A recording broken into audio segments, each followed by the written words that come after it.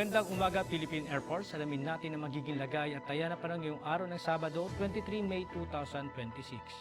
Para sa ating synoptic situation, meron nga tayong bagong low pressure area na namuo sa labas ng ating Philippine Area of Responsibility. Ito'y huling namataan kaninang alas 3 ng umaga sa layong 2,135 km silangan ng Northeastern Mindanao. Ito ay may mababang tsansa na maging isang ganap na bagyo sa susunod na 24 oras.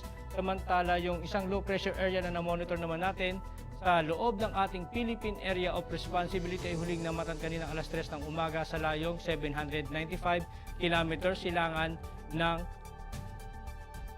General Santos City. Ito ay may mababang tsansa o hindi natin inaasahan na maging isang ganap na bagyo sa susunod na 24 oras. At asahan natin na madidissipate na lang ito lalo na sa papalapit ito sa may landmass ng Mindanao.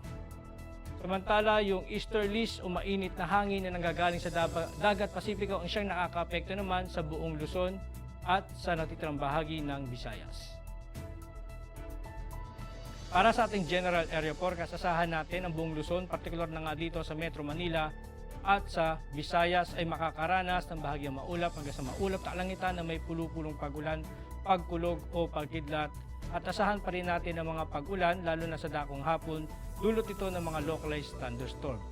Dito naman sa may Eastern Samar, Southern Leyte, Negros Island Region at sa may Central Visayas ay makakaranas naman ng maulap na kalangitan na may kalat-kalat na pag-ulan, pagkulog at pagkidlat, dulot naman ito ng trap ng low pressure area. Samantala dito naman sa Mindanao, asahan din natin ang maulap na kalangitan na may kalat-kalat na pag-ulan, pagkulog at pagkidlat, dulot ng trap ng low pressure area.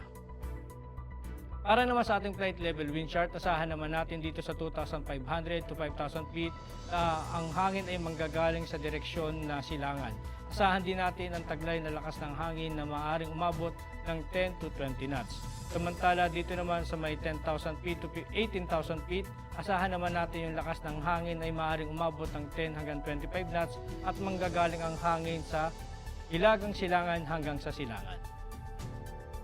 Para naman sa impact sa flight operation, asahan natin dito sa Mindanao, Central Visayas, Negros Island Region, Eastern Samar, Leyte at Southern Leyte, dulot nga ng trap ng low pressure area. Asahan natin ang main hazard na convergence of moist air causing widespread cloudiness and rain. Asahan din naman natin ang impact nito sa rotary, ang reduced visibility and light to moderate turbulence may restrict low level operation. Sa fixed wing naman, asahan natin na expect instrument flight rules condition during approach and descent, turbulence and rain may cause delays.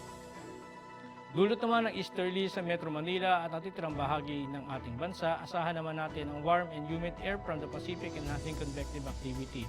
Ang impact naman dito sa rotary, asahan natin sa rotary ay afternoon isolated thunderstorm, likely over inland areas, light to moderate turbulence and localized reduced visibility may temporarily impact helicopter and operations. Sa fixed wing naman, asahan natin ang overall fair weather expected isolated Charlie Bravos, clouds possible with brief delays and light to moderate turbulence.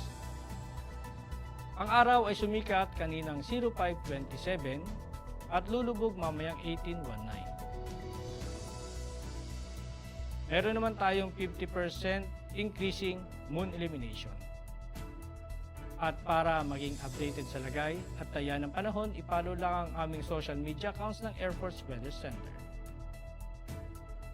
At yan lang po lagay ng ating panahon ngayong umaga at sa ngalan ng aming commanding officer na si Colonel Alvin John Fugador, POP GSC, ako si Staff Sergeant Edmar B. Sagadraca Jr., Philippine Air Force Weather Broadcaster ng Air Force Weather Center.